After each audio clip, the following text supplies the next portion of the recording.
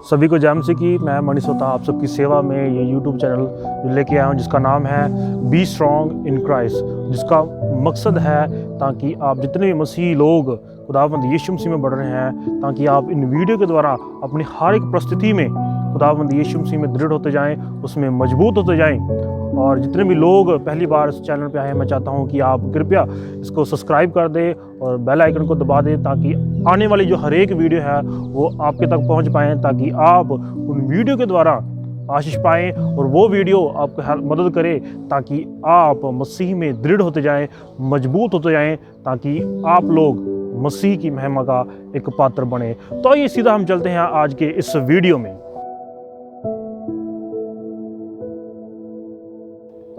जिस प्रकार हम सभी जानते हैं कि हमारे आस पड़ोस में सभी लोग, हर एक परिस्थिति बदल रही है, ठीक है।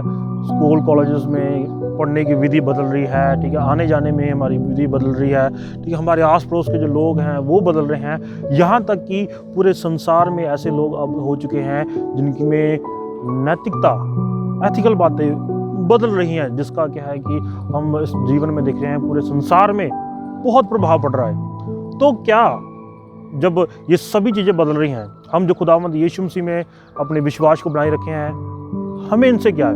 मगर इस बात को मैं आपके साथ अब जो बांटना चाहता हूँ वो ये है कि पूरी संसार में एथिकल, नैतिकता बदल रहे हैं, कानून बदल रहे हैं, मगर उन सभी बातों का हमारे मसीही जीवन में, खास करके हमारे उस विश्वास वाले जीवन में बहुत प्रभावित होता है।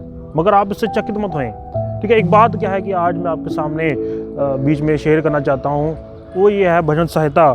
जब हम 11 भजन पढ़ते हैं, साम नंबर 11, उसकी 3 वचन में दाऊद इस प्रकार कहते हैं, यदि नींवें ढा दी जाएं तो धर्मी क्या कर सकता है। इंग्लिश में इस प्रकार लिखा है कि if the foundation are destroy then what can the righteous do.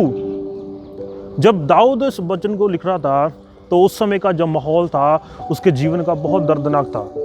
तो मैं आपको बताना चाहता हूँ, जब दाऊद इस भजन को लिख रहा था उस समय दाऊद बड़े अच्छे से, बड़े आराम से अपने राज्यकाल में राज कर रहे थे, और अचानक से दूसरे देश के लोग उनके ऊपर क्या है कि हमला कर देते हैं, और प्रजा के लोग अपने राजा के लिए बहुत चिंतित थे, और वो कहते हैं कि महाराज, हम चाहते हैं कि आप अब यहाँ से कहीं और सुरक्षित चले जाएं। प्रजा के लोग अपनी जगह सही थे, मगर दाऊद इस जगह पे अपने प्रजा के लोगों को ये बात कहते हैं कि जो एक वचन में लिखा है उस प्रकार कहते हैं कि मेरा भरोसा परमेश्वर पर है।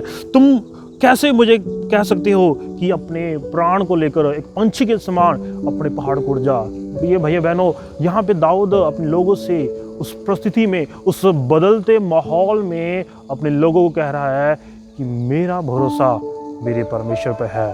जब हम नए नियम में भी देखते हैं, वहाँ पर भी खुदावंद यीशु मसीह मत्ती रचित सुसमाचार में उसका 7 अध्याय में इस प्रकार कहते हैं कि इसलिए जो कोई मेरी ये बातें सुनकर उन्हें मानता है वह उस बुद्धिमान मनुष्य के समान ठहरेगा जिसने अपना घर चट्टान पर बनाया है। तो प्रिय भाई बहनों, आज मैं अब सबसे ये बात बताना चाहता हूँ कि हम जो खुदावंद यीशु मसीह में विश्वास करते हैं, हमने किसी इंसान पे विश्वास नहीं किया, ना हमने किसी पास्टर पे विश्वास किया है, हमने खुदावंद यीशु मसीह पर विश्वास किया है, और वो हमारे विश्वास की चट्टान है। हमने अपने विश्वास की जो नींव है किसी इंसान पे नहीं, खुदावंद यीशु मसीह पर बनाई है। जो हम अफसियों की पत्री में हम पढ़ सकते हैं, वहाँ पर पौलुस कहते हैं कि खुदावंद यीशु मसीह क्या है कि उस कलीसिया का कोने का पत्थर है, और खुदावंद यीशु मसीह उस कलीसिया का सिर है। So Jesus Christ the head of the church, जिसपे हमने विश्वास किया है। और हम बात कर रहे हैं कि आज के माहौल में सब कुछ बदल रहा है, दुनिया बदल रही है, दुनिया के लोग बदल रहे हैं, और यहाँ तक कि कलीसिया के लोग भी बदल रहे हैं। भाई बहनों, जी हाँ, मैं आपसे बताना चाहता हूँ कि कलीसिया के लोग भी बदल रहे हैं। जब संत पौलुस तिमोथियुस को क्या है कि एक बात कहते हैं, अगर आप पढ़ें दूसरा तिमोथियुस की पत्री में उसके 3 अध्याय में और उसके 1 वचन से लेकर 5 वचन में, अगर आप पढ़े बड़े ध्यान से, मैं आपके लिए पढ़ना चाहता हूँ।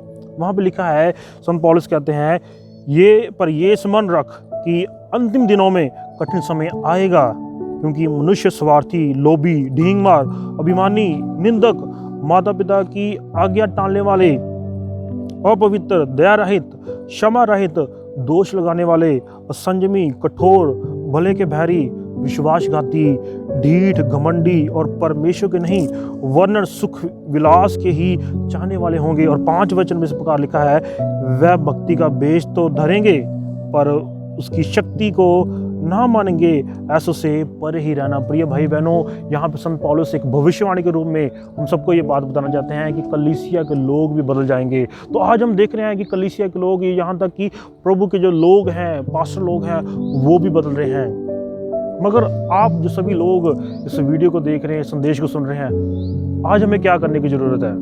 तो प्रिय भाइयों बहनों, आज हमें ज़रूरत है कि हम अपने खुदावंद से प्रार्थना करें, अपने परमेश्वर से प्रार्थना करें कि प्रभु, चाहे दुनिया की बातें इधर की उधर हो जाएं, चाहे दुनिया में नैतिकता बढ़ जाए, बिगड़ जाए, हम प्रभु से प्रार्थना करें कि प्रभु, हम चाहते हैं हम आप में और आपके वचनों में बने रहें। और हमें सबसे ज़्यादा ज़रूरत है कि हम खुदावंद यीशु मसीह के वचनों में दृढ़ और मजबूत होते जाएं। और जब हम इब्रानियों की पत्री में पढ़ते हैं, उसका 12 अध्याय उसके 2 वचन में इस प्रकार लिखा है कि और विश्वास करता और सिद्ध करने वाले यीशु की और ताकते रहें। तो प्रिय भाई बहनों, आज हमें ज़रूरत है कि हर एक परिस्थिति में, चाहे माहौल किसी भी प्रकार का चल रहा है, चाहे दुनिया के लोग बदल रहे हैं, चाहे कलीसिया के लोग बदल रहे हैं, चाहे कोई भी है, हमें चाहिए कि हम खुदावंद यीशु मसीह की ओर ताकते रहें। और जब हम यूहन्ना 15 अध्याय में पढ़ते हैं, वहाँ भी खुदावंद यीशु मसीह हमसे एक बात कहते हैं, यदि तुम मुझ में बने रहो और मेरा वचन तुम में बना रहे। तो प्रिय भाई बहनों, आज हमें ज़रूरत है